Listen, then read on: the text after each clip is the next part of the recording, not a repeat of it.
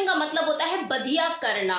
Castration एक ऐसी प्रक्रिया होती है जिसके द्वारा किसी भी मानव या जीव जंतु को नपुंसक बनाया जा सकता है। ये जो प्रक्रिया होती है इसमें दो तरह के मेथड यूज किए जाते हैं, एक सर्जिकल और दूसरा केमिकल। जब किसी मेल का कैस्ट्रेशन किया जाता है तो उसके टेस्टिकल को रिमूव कर दिया जाता है। सेम इसी तरह से अगर किसी फीमेल का कैस्ट्रेशन किया गया है तो उसकी बॉडी में से ओवेरी को निकाल दिया जाता है, जिससे उनकी जो हार्मोन्स की प्रोडक्शन होती है वो उनकी बॉडी में बंद हो जाती है और इसी वजह से उनकी यौन इच्छा भी प्रभावित होती है, उन पर असर पड़ता है, धीरे धीरे वो कम हो जाती है। ह्यूमन कैस्ट्रेशन तो देखो प्राचीन काल से चला आ रहा है पनिशमेंट के रूप में।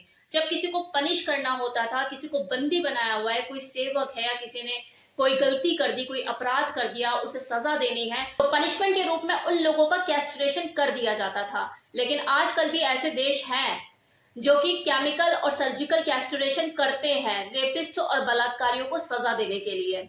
बहुत से ऐसे देश हैं जहां पर ये पनिशमेंट के रूप में लोगों को नापुंसक बना दिया जाता है।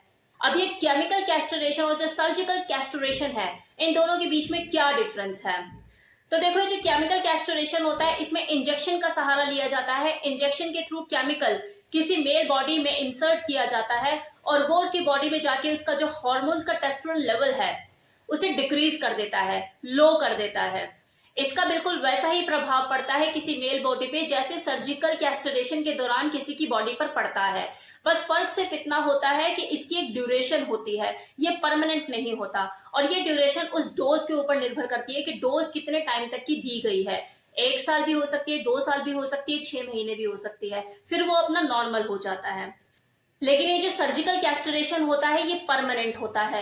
इसमें किसी मेल के जो टेस्टिकल्स होते हैं उसकी बॉडी में से कंप्लीटली रिमूव कर दिया जाता है, अलग कर दिया जाता है सर्जरी के थ्रू और उसे हमेशा के लिए नापुंसक बना दिया जाता है।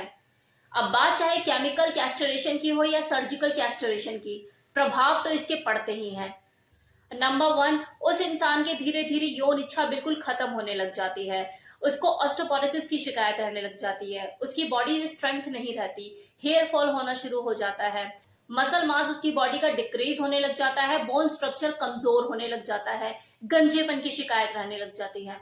अब अगर मैं एडवांटेज की बात करूं तो देखो, किसी तरह का कोई टेस्टिकल पेन नहीं होता, अनवांटेड इरेक्शन की संभावनाएं खत्म हो जाती है, मैस्टरबेशन की कहानी खत्म, इसके अलावा प्रोस्टेट कैंसर की चांसेस खत्म होते हैं, रेप खत्म होते हैं, सेक्सुअल फ्रस्ट्रेशन नहीं रहती किसी भी तरह की। जिसका कैस्ट्रेशन हो जाता है उसे बस अपने लाइफ को कंट्रोल करने की जरूरत होती है, पीनस को कंट्रोल करने की जरूरत ही नहीं है, वो तो हमेशा के लिए शांत हो ही गया है। पनिशमेंट के रूप में अगर आप इस कैस्ट्रेशन को अप्लाई करते हो रूल्स में तो रेप खत्म होते हैं, क्राइम खत्म होते हैं।